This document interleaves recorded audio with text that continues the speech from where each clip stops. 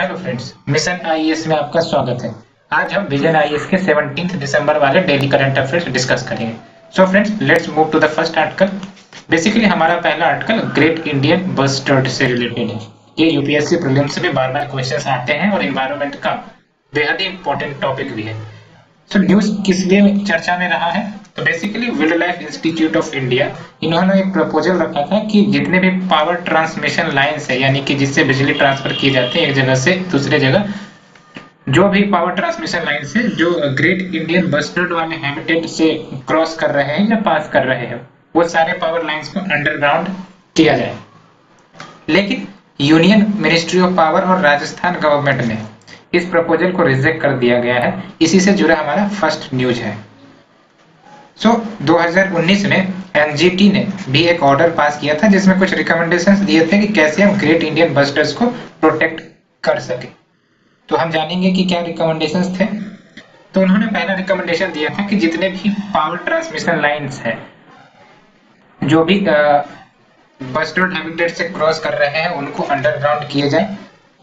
साथ ही साथ जो प्रेडेटर प्रूफ इनक्लोजर डेवलप किए जाए, कहां पर? ब्रीडिंग साइट्स पे। यानी कि आपको पता है कि ग्रेट इंडियन बस्टर्ड का अपना एक डेफिनेट ब्रीडिंग साइट्स होता है, तो उनकी फेंसिंग की जाए so that great Indian bustard के प्रेडेटर है उनसे इनको बचाया जा सके। प्रे और प्रेडेटर में क्या अंतर होता है friend?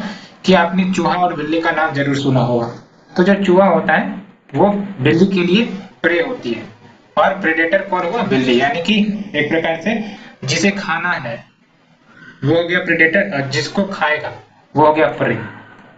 Let's move to the other recommendation जो उन्होंने कहा है एनजीटी ने कि राजस्थान फॉरेस्ट डिपार्टमेंट ये लोकल कम्युनिटीज के साथ इंगेज कर सकती है so that bustard friendly agriculture practices adopt किए जाए।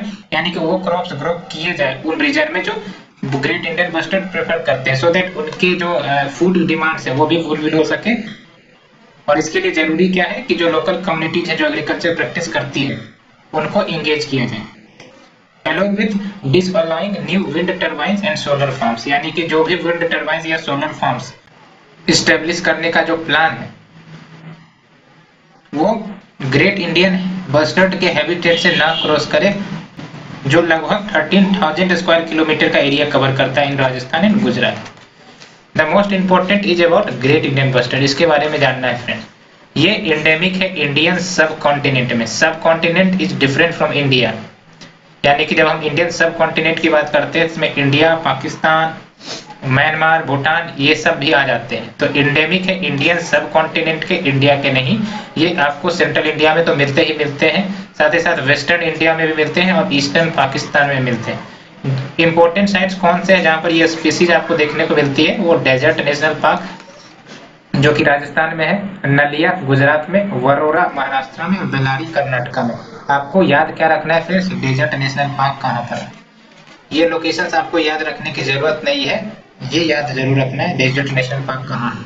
साथ ही साथ the habitat where it is most often found, कहां पे मिलते हैं आपको? Arid and semi arid grassland. आपको पता है कि ये जीआईबी यानी ग्रेट इंडियन बस्टर्ड आपको राजस्थान में देखने मिलता है। और राजस्थान का अगर हम क्लाइमेट देखें तो डेफिनेटली एरिड और सेमी एरिड ग्रासलैंड्स होते हैं। अलॉन्ग विद कहां पे ये पाए जाते हैं? Open country with thorn scrub, जहां पे थॉर्नी स्क्रब यानी कि ग्रासेस है, टॉल ग्रासेस है, वहां पर आपको ये ग्रेट इंडियन बस्टर्ड मिलते हैं। इंपॉर्टेंट बात ये याद रखना है फ्रेंड्स कि ये जो ग्रेट इंडियन बस्टर्ड है ये इरिगेटेड एरियाज को अवॉइड करते हैं।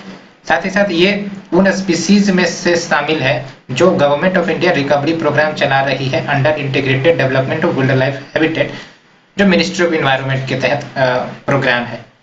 तो ऐसे अन्य स्पीसीज के साथ साथ ग्रेट इंडियन बस्टर्ड को भी इस रिकवरी प्रोग्राम में शामिल किया गया है। इसमें क्या होता है कि ब्रीडिंग साइट डेवलप किए जाते हैं, साथ ही साथ इनके पॉपुलेशन को इनहांस करवाने के लिए कंट्रोल एरिया में ब्रीडिंग करवाई जाती है। ऐसे स्टेप्स लिए जाते हैं, इसी के तहत आपका integrated development of wildlife habitats आता है। Let's move to the next article friend. It is basically India United Kingdom ministerial dialogue held. सबसे पहले आप हमें ये बताइए यूनाइटेड किंगडम कौन से ओशियन में है? पैसिफिक, अटलांटिक और इंडियन। तो आपने सही सोचा friend, it is in Atlantic. अब दूसरा इंपॉर्टेंट बात हमें ये बताइए कि यूके में किस टाइप का क्लाइमेट है, ये आप हमें कमेंट सेक्शन में जरूर बताइए। तो ये जो डायलॉग हुआ है इसके क्या हाईलाइट रहे इसके बारे में बात करते हैं। सबसे पहले हाईलाइट फ्रेंड्स की 10 ईयर का रोड मैप तैयार किया जाएगा।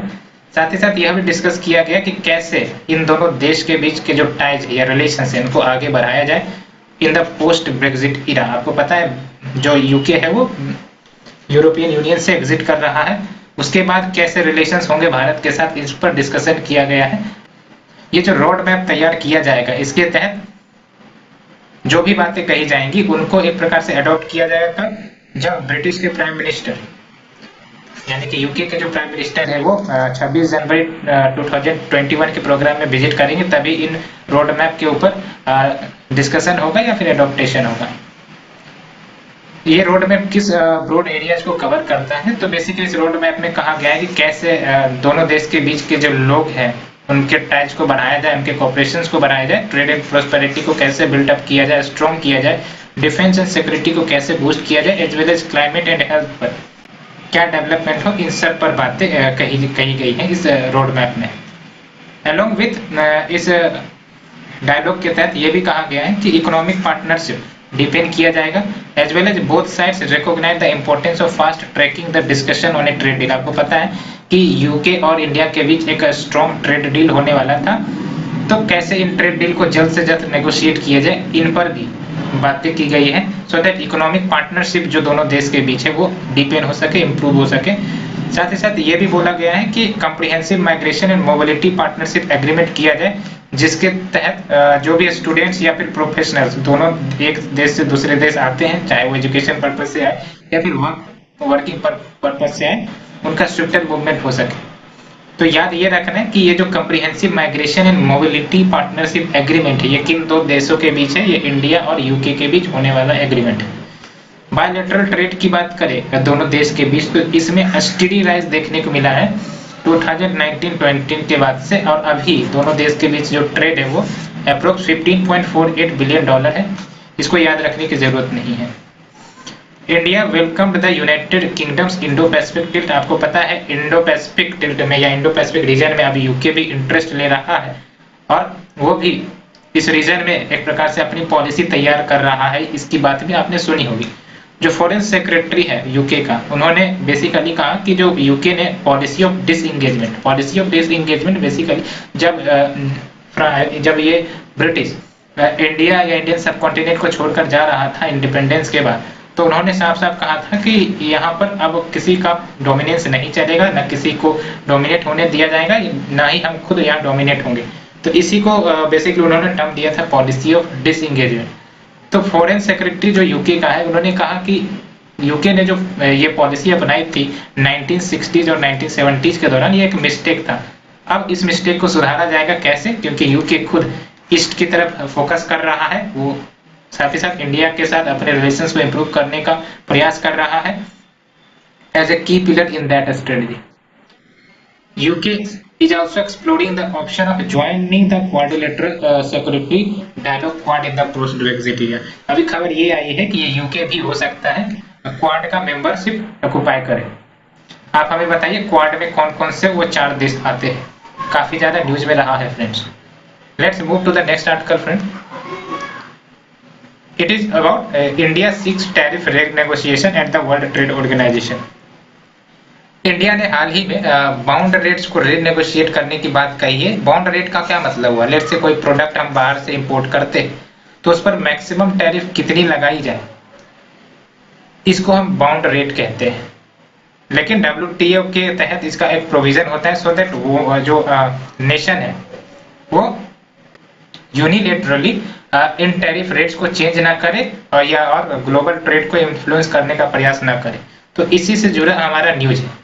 ये जो भारत ने रीनेगोशिएशन की बात कही है सर्टेन प्रोडक्ट्स के ऊपर, स्पेसिफिकली इंफॉर्मेशन टेक्नोलॉजी प्रोडक्ट्स के ऊपर, ये इसलिए भी आई है क्योंकि अभी हाल फिलहाल में आपने देखा होगा कि जो भारत है वो डोमेस्टिक मैन्युफैक्चरिंग को एक प्रकार से बूस्ट करने का प्रयास कर रहा है इन सेलेक्टेड सेक्टर, और उसमें भी प्रोडक्शन लिंक्ड इंसेंटिव दिए जा रहे हैं। प्रोडक्शन लिंक्ड इंसेंटिव स्कीम का के तहत क्या होता है फ्रेंड कि जो इलेक्ट्रॉनिक क्षेत्र है या फिर जो भी क्षेत्र जो इस स्कीम का लाभ उठाएंगे, उनको एक प्रकार से अगर वो प्रोडक्शन अपने आप को बढ़ाते हैं ईयर बाय ईयर, तो उन्हें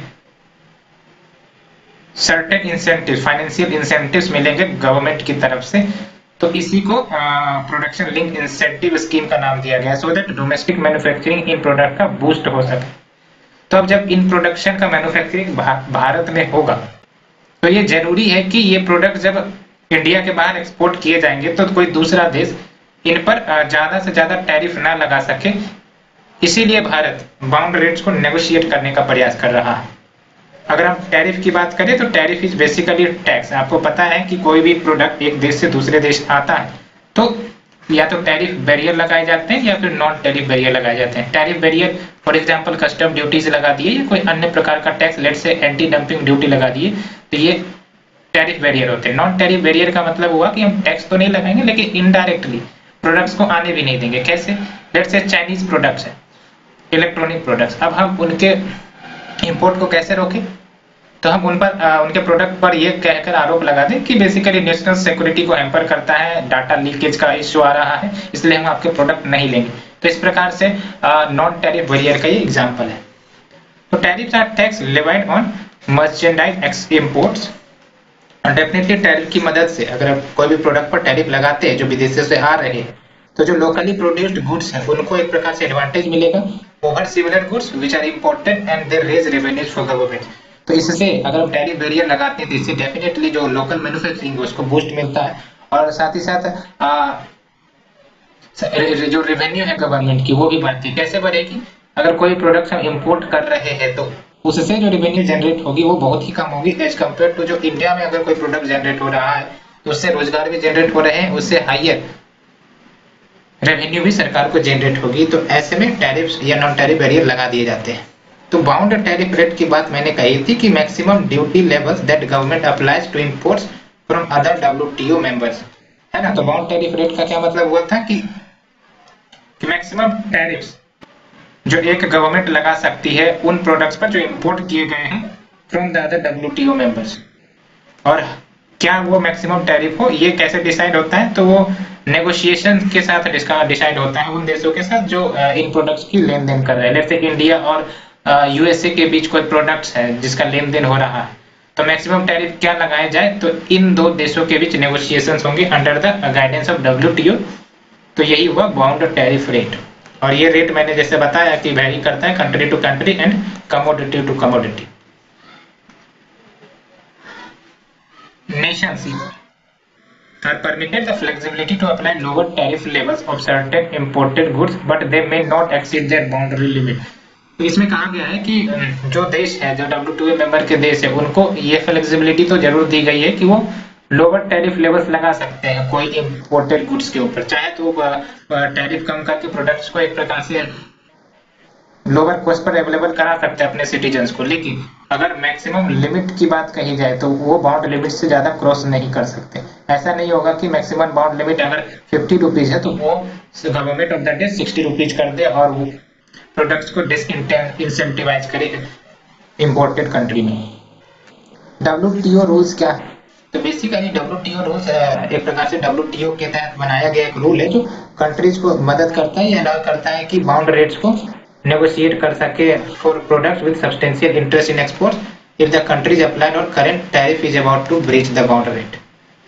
तो अगर कोई भी देश इस बाउंड रेट को ब्रीच करेगा तो WTO रूल्स के तहत प्रोविजंस है कि इसका सॉल्यूशन या नेगोशिएशंस किए जा सकते हैं कि अगर जरूरत पड़ा कि नेगोशिएशंस के तहत आपको बाउंड रेट बढ़ाना है या मैक्सिमम करने की जरूरत है तो WTO रूल्स के तहत ये अलाउ किया जाता है। अगर बाउंड रेट को बढ़ाना है तो क्या कोई कंपनसेशन देने की जरूरत होती है? बिल्कुल सही।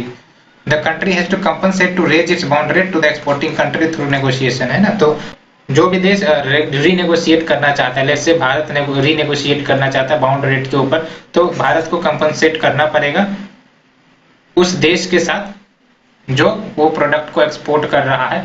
अब ये कंपनसेशन किस वे में होगा वो तो उन दोनों देशों के नेगोशिएशंस पर ही निर्भर करेंगे कि ये कंपनसेशन किस वे में होगा। अगर हम WTO के बेसिक की बात करें तो WTO क्या है आप हमें बताइए। WTO जो कि 1995 में आया था, इससे पहले वो कौन सा ऑर्गेनाइजेशन था जो वर्ल्ड लेवल पर ट्रेड को डील करता था? अगर हम बेसिक की बात करें तो WTO deals with the global rules of trade between nations definitely. अभी करंटली WTO के 160 मेंबर्स है जो 98% ऑफ द वर्ल्ड ट्रेड को रिप्रेजेंट करते हैं। Over 20 countries are seeking to join the WTO और इंडिया एक मेंबर है, इसका तो याद रखना ही है फ्रेंड्स। अगर आपको WTO ज्वाइन करना है या किसी देश को WTO ज्वाइन करना है तो जो गवर्नमेंट होंगे उनको वैसे इकोनॉमिक और ट्रेड पॉलिसीज लाने पड़ेंगे जो इन अकॉर्डेंस हो WTO रूल्स के तहत। साथ ही साथ उनको जो भी WTO का टर्म्स है एंट्री के लिए उनको भी नेगोशिएट या रेक्टिफाई करना पड़ेगा with the help of WTO membership. Primary purpose अगर WTO की बात करें तो ग्लोबल ट्रेड को बूस्ट करना है, इनहेंस करना है, सो दैट सारे का बेनिफिट हो सके। कैसे बेनिफिट होगा फ्रेंड्स? लेट्स से कि कोई देश जो किसी प्रोडक्ट्स में डेफिसिट है, तो अगर ग्लोबल ट्रेड ना हो तो उन प्रोडक्ट्स की अवेलेबिलिटी दूसरे देश में नहीं होगी। अभी कोविड-19 का इरा चल रहा है और वैक्सीन ऐसा तो नहीं होगा कि हर देश प्रोड्यूस करेंगे, लेकिन देना तो सभी को है। तो अगर ग्लोबल ट्रेड ना हो देशों के बीच तो प्रोडक्शन का ट्रांसफर ना हो और बहुत सारे बेसिकली कंस्ट्रेंट्स आ जाते हैं। तो इसीलिए WTO जैसे ऑर्गेनाइजेशंस को बनाए गए थे so that global trade promote हो सके। Its main function is to ensure that trade जो हो रहे हैं एक देश से दूसरे देश के बीच वो स्मूथली हो सके, productively and freely as possible. Let's move to the next article friend. It is about external affair minister recently launched economic diplomacy website. वैसे तो जब से यूपीएससी ने एक क्वेश्चन पूछ लिया वीम ऐप के ऊपर तब से मैगजीन वाले वेबसाइट और ऐप का एक प्रकार से पूरा भंडार ही खड़ा कर दिए है। उतना इंपॉर्टेंट न्यूज तो नहीं, लेकिन जान लेते हैं कि ये इकोनॉमिक डिप्लोमेसी वेबसाइट में क्या कैरेक्टरिस्टिक्स हैं। तो ये वेबसाइट है बेसिकली वन स्टॉप सोर्स, यानी कि यहाँ पर आप जाइए और जो भी क्रिटिकल और रेलेवेंट इंफॉर्मेशन लेना मेजर इकोनॉमिक इंडिकेटर्स के ऊपर, चाहे वो GDP हो, चाहे GNP हो, चाहे ट्रेड हो, चाहे अन्य जुड़े इकोनॉमिक इंडिकेटर्स हो, आप वहां पर जाइए, रिसीव करिए। और वो इंडिकेटर आप सेंट्रल गवर्नमेंट वाले भी ले सकते हो या फिर स्टेट गवर्नमेंट के कुछ भी पॉलिसी अपडेट्स हैं। साथ ही साथ जो लेटेस्ट बिजनेस न्यूज है या ट्रेड रिलेटेड डाटा है उन्हें एक्वायर कर सकते हैं। The website will act as a two way funnel connecting Indian national businessman and states globally. इसके मदद से क्या होगा, एक्सपोर्ट्स को बूस्ट मिल सकती है। जब आपके पास करेक्ट इन्फॉर्मेशन होंगे तो आप डिसीजन भी सही ले सकते हैं। अलॉन्ग विद एम्प्लॉयमेंट अपॉर्चुनिटीज को भी एक्सप्लोर होने का मौका मिलेगा, as well as attracting foreign industry and businesses to India. जितना ट्रांसपेरेंसी आप ट्रेड से जुड़े मामले में रखोगे तो डेफिनेटली फॉरेन इंडस्ट्रीज या फिर बिजनेसेस तो यही चाहेंगे कि हमें ज्यादा से ज्यादा करेक्ट इन्फॉर्मेशन पता हो।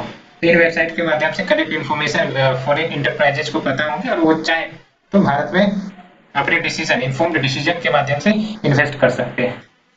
Website will connect interested investor, जो भी इन्वेस्टर्स इंटरेस्टेड है उनको कनेक्ट किया जाएगा रेलेवेंट गवर्नमेंट एजेंसी से। जैसे ये जो APEDA है यानी कि agriculture and processed food products export development authority, in authority को कनेक्ट किया जाएगा उन बिजनेसेस के साथ जो एग्रीकल्चर एक्सपोर्ट से जुड़े हुए हैं। For example the next is Indian trade portal. ये जो भारत में ट्रेड्स हैं, जो ट्रेड करते हैं तो उनको इंडियन ट्रेड पोर्टल से कनेक्ट किया जाएगा। As well as invest India जो इनवर्ड इन्वेस्टमेंट को प्रमोट करेगा। तो इकोनॉमिक डिप्लोमेसी का क्या मतलब होता है? इकोनॉमिक डिप्लोमेसी के तहत डिप्लोमेटिक स्किल्स का इस्तेमाल किया जाता है। डिप्लोमेटिक स्किल्स मतलब समझते हैं कि लेट्स से एक व्यक्ति है, उसको दूसरे व्यक्ति को इन्फ्लुएंस करना है सो दैट वो उनकी बात को मनवा सके। जैसे PM मोदी को बिग डिप्लोमेट के नाम से जाना जाता है। क्यों? क्योंकि वो अपने कम्युनिकेशन स्किल के माध्यम से दूसरे को इन्फ्लुएंस कर लेते हैं। तो इसी को कहते हैं डिप्लोमेटिक स्किल्स। और फॉरेन रिलेशंस में डिप्लोमेटिक स्किल्स ही होते हैं जो एक प्रकार से नेगोशिएशंस करवाने में मदद करते हैं। तो economic diplomacy involves using diplomatic skills with economic tools to advance the countries economic, political and strategic goals. Objective क्या होता है इकोनॉमिक डिप्लोमेसी का? क्यों किया जाता है ये economic diplomacy?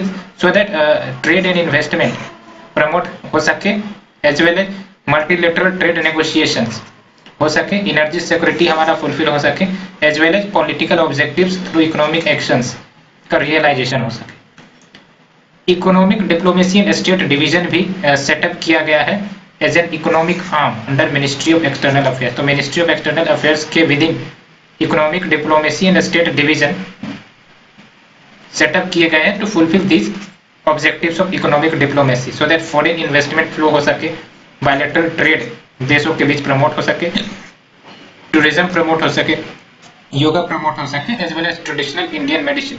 Traditional Indian medicine का मतलब आप जानती हो जो आयुर्वेदिक प्रोडक्ट्स है, जैसे रामदेव बाबा का प्रोडक्ट हो गया, ये सब ट्रेडिशनल इंडियन मेडिसिन ही होते हैं। Let's move to the next article. It is about human trafficking in India. तो हाल ही में मिनिस्ट्री ऑफ होम अफेयर्स ने कहा है कि इंस्टीट्यूशनल मैकेनिज्म के माध्यम से हम ह्यूमन ट्रैफिकिंग को प्रिवेंट भी कर सकते हैं, काउंटर भी कर सकते हैं द स्टेट लेवल। तो बात हम करते हैं ह्यूमन ट्रैफिकिंग की। आप हमें बताइए कि फंडामेंटल राइट्स के कौन से आर्टिकल में ह्यूमन ट्रैफिकिंग और फोर्स लेबर को प्रिवेंट करने की बात कही गई है। ह्यूमन ट्रैफिकिंग की बात करें तो इसके तहत व्यक्ति को रिक्रूटमेंट किया जाता है, ट्रांसपोर्ट किया जाता है, ट्रांसफर या फिर हार्बरिंग और रिसेप्टिंग ऑफ पर्सन, कैसे डराकर या फिर फोर्स के माध्यम से या फिर अन्य फॉर्म्स ऑफ जोर जबरदस्ती, सो दैट उनका एक्सप्लॉयटेशन किया जा सके। अब एक्सप्लॉयटेशन जो टर्म है वो काफी ज्यादा फ्रॉड है। इसके तहत डिफरेंट डायमेंशंस आते हैं। क्या आते हैं एक्सप्लॉयटेशन के तहत? इसके तहत प्रोस्टिट्यूशन किया जा सकता है, अदर फॉर्म्स, फोर्स्ड लेबर करवाना। फोर्स्ड लेबर यानी कि व्यक्ति लेबर करना नहीं चाहता लेकिन आप जबरदस्ती उससे लेबरिंग करवा रहे हो, जैसे चाइल्ड लेबर आपने सुना ही होगा। स्लेवरी या फिर practices similar to slavery, as well as removal of organs. क्यों किए जाते हैं रिमूवल ऑफ ऑर्गन? इसलिए किए जाते हैं सो दैट इन ऑर्गन्स को रिमूव करके बाजार में बेचा जा सके और अच्छी कीमतें एक्वायर की जा सके। तो ये सब बेसिकली फ्रेंड्स केसेस बढ़ते जा रहे हैं और आप हैरान हो जाओगे कि 1.6 crore women per year sex trafficking के विक्टिम्स बनती है भारत में। काफी ज्यादा एक डरावनी तस्वीर नजर आ रही है। अगर हम मैकेनिज्म कि हमारे पास क्या उपलब्ध टूल्स हैं जिसके मदद से हम ह्यूमन ट्रैफिकिंग को रोक पाते हैं, फिर रोकने का प्रयास करते हैं, तो institutional mechanism, ministry of home affairs ने फाइनेंशियल असिस्टेंस देने की बात कही गई है स्टेट गवर्नमेंट्स को, so that her state government anti human trafficking unit setup करे। क्या फंक्शन होगा एंटी ह्यूमन ट्रैफिकिंग यूनिट का? तो इसके तहत ये बेसिकली इंटीग्रेटेड टास्क फोर्स, जैसे पुलिस फोर्स होते हैं उसी प्रकार से ये टास्क फोर्स होंगे जो प्रिवेंट करेंगे एज वेल एज कम्बेट करेंगे ट्रैफिकिंग का in persons, and it will comprise of trained sensitive officials of police, women, child welfare department से जुड़े individuals and other relevant departments of the state. वैसे तो central government financial state assistance दे रही है physical infrastructure establish करने के लिए स्टेट्स में या in these units. Physical infrastructure जैसे टेलीफोन, कंप्यूटर्स, ये सब फिजिकल इंफ्रास्ट्रक्चर हो गए, ऑफिसेस, तो इन सब के लिए सेंट्रल गवर्नमेंट फाइनेंशियल असिस्टेंस दे रही है। लेकिन जो मैन पावर रिक्रूट किए जाएंगे वो स्टेट की जिम्मेदारी होगी कि वो सुटेबल मैन पावर को डिप्यूट करे to manage these units. MHA ने हाल ही में 100 करोड़ रुपए भी रिलीज किए गए थे from the Nirbhaya funds to all states and UTs so that वो dedicated women help desk setup करे in 10,000 police stations of the states. ये वुमेन हेल्प डेस्क क्या काम करेंगी? ये ह्यूमन ट्रैफिकिंग के मैटर्स को भी डील करेंगी, अलॉन्ग विद जो वुमेन रिलेटेड इश्यू है, चाहे वो डोमेस्टिक वायलेंस हो या फिर डॉयरी हो, इन सब से जुड़े मैटर्स को तो डील करेंगी। साथ ही साथ कोई भी मैटर जो ह्यूमन ट्रैफिकिंग से जुड़ा हुआ हो उनको भी ये डील करेंगी।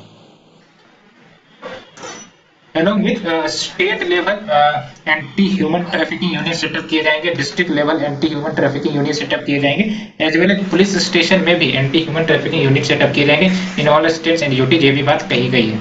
अब अन्य मैकेनिज्म की बात करें तो वो कॉन्स्टिट्यूशनल और लेजिस्लेटिव प्रोविजन, इसके तहत कानून बनाकर प्रिवेंट करने का प्रयास किया जाता है। For example immoral traffic prevention act 1956, ये एक प्रीमियर लेजिस्लेशन है, ये यानी कि ये मुख्य लेजिस्लेशन है जो ट्रैफिकिंग को रोकता है for commercial sexual exploitation. The अन्य is criminal law amendment act 2013, जिसके तहत एक प्रकार से कॉम्प्रिहेंसिव मेजर प्रदान किए जाते हैं सो दैट ह्यूमन ट्रैफिकिंग को काउंटर किया जा सके। इसमें ट्रैफिकिंग ऑफ चाइल्ड को भी रोकने का प्रयास किया जाता है। पोस्को एक्ट के बारे में तो आपने सुना भी होगा, तो ये भी एक टूल है, इसके तहत चिल्ड्रन ट्रैफिकिंग या फिर चिल्ड्रन हैरेसमेंट से जुड़े मुद्दे को एक प्रकार से प्रोटेक्शन दी जाती है। अन्य जो लेजिस्लेशन है जैसे prohibition of child marriage act, bonded labour system abolition act 1976, तो आपको पोस्को के बारे में जानना चाहिए फ्रेंड्स, ये यूपीएससी प्रीलिम्स में क्वेश्चन पूछ सकती है। अन्य जो कन्वेंशन है वो इंटरनेशनल कन्वेंशन है। भारत ने United Nation convention on transnational organised crime, इसको भी रेटिफाई किया था, जो एक प्रकार से प्रोटोकॉल है जो prevention, suppression, punishment of trafficking in persons particularly women and children से डील करता है।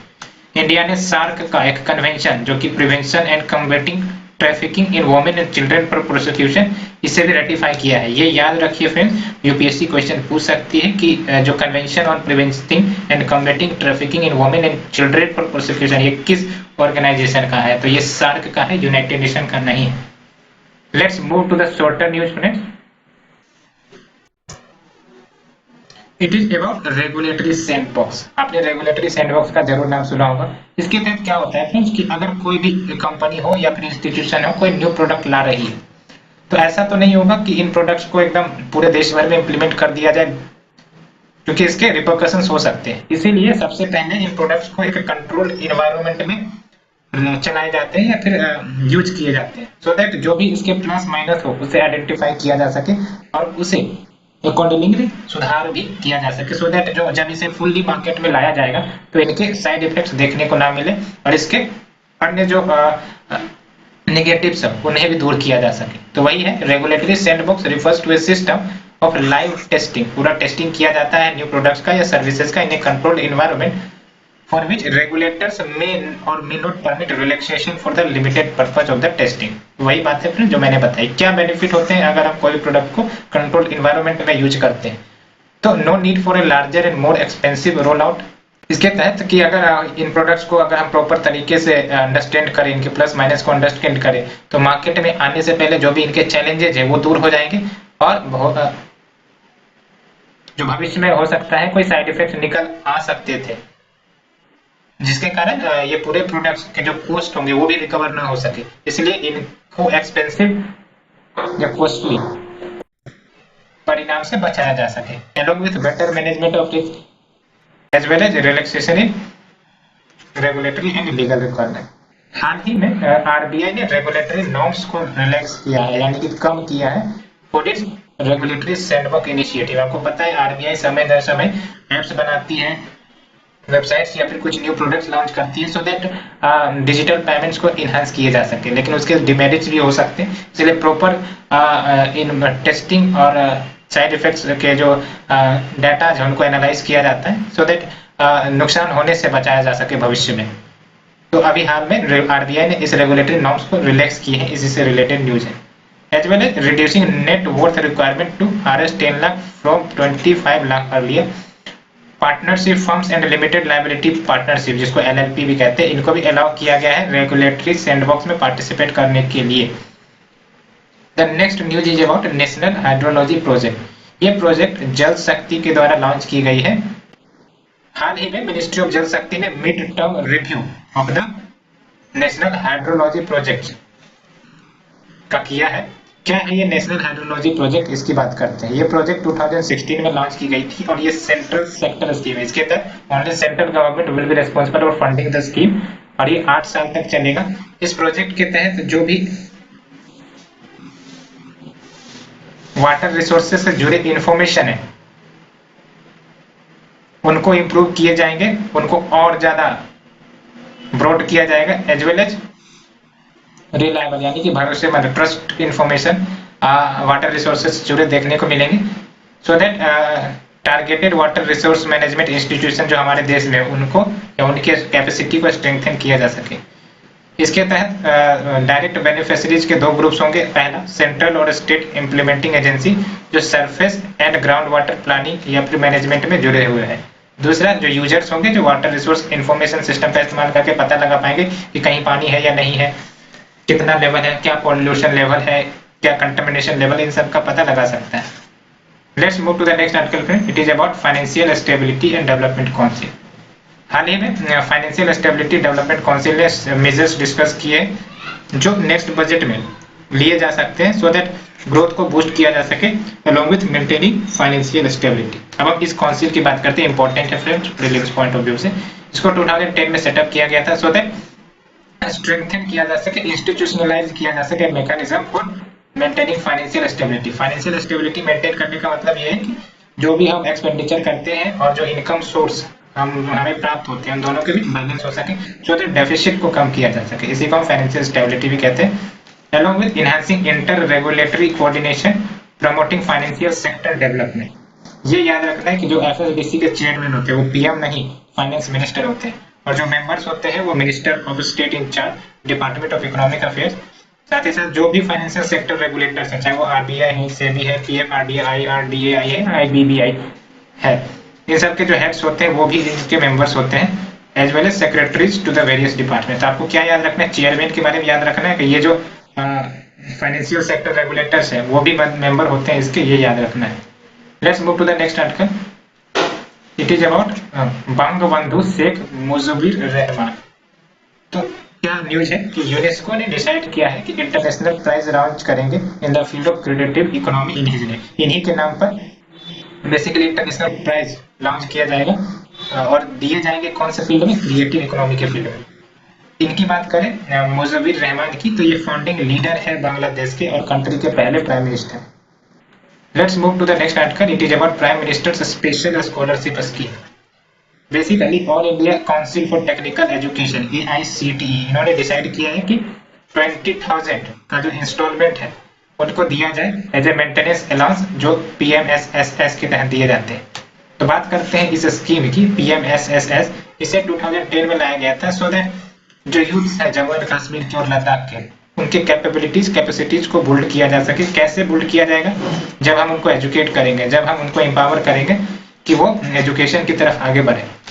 क्या कंपोनेंट है इसके स्कॉलरशिप के तहत, बेसिकली एकेडमिक फी और मेंटेनेंस अलाउंस के रूप में स्कॉलरशिप दिए जाते हैं। और ये जो स्कीम है वो AICTE के द्वारा इंप्लीमेंट किया जा रहा है। Let's move to the next article. It is about Rahim Khan Khanan tomb. क्या क्वेश्चन यूपीएससी पूछ सकती है, जो जनरल क्वेश्चन पूछती है लोकेशन और कुछ इंपॉर्टेंट कैरेक्टरिस्टिक्स के बारे में पूछ सकती है। तो ये निजामुद्दीन दिल्ली में लोकेटेड है और it was built by Rahim for his wife इन 1598 में इसे बिल्ड किया गया था टॉम्ब को रहीम के द्वारा अपने वाइफ के लिए।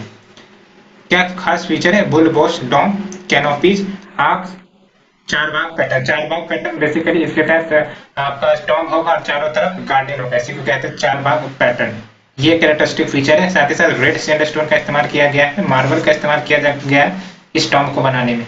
अगर हम रहीम के बारे में कहें तो रहीम नवरत्नाज यानी कि 9 रत्नों में से एक रत्न रहीम भी थे, मिलिट्री कमांडर भी थे, साथ ही साथ पोएट थे। किसके कोर्ट में, अकबर के कोर्ट में। तो ये याद रखना है फ्रेंड्स, यूपीएससी ऐसे क्वेश्चन पूछती है। He was also known as proponent of secular or embracing or encompassing culture of inclusiveness। तो मल्टीकल्चरलिज्म के एक प्रकार से फॉलोवर थे या फिर प्रीचर थे। इन्होंने ब्रज के ऊपर लिखा एक्सटेंसिवली, संस्कृत में लिखा, अरेबिक में लिखा, पर्शियन में लिखा। और सबसे इंपॉर्टेंट बात कि रहीम है, इन्होंने बाबर की ऑटोबायोग्राफी बाबरनामा को टर्किश से पर्शियन में भी ट्रांसलेट किया था। तो फ्रेंड्स ये थी आज की न्यूज। होप आपको ये लेक्चर पसंद आ रही है, और अगर ये पसंद आ रही है तो प्लीज लाइक शेयर सब्सक्राइब जरूर करें, सो दैट हम ऐसे ही रोज ये लेक्चर्स लेते आए आपके लिए और सो दैट आपको भी बेनिफिट मिले। Thank you friend, thank you very much.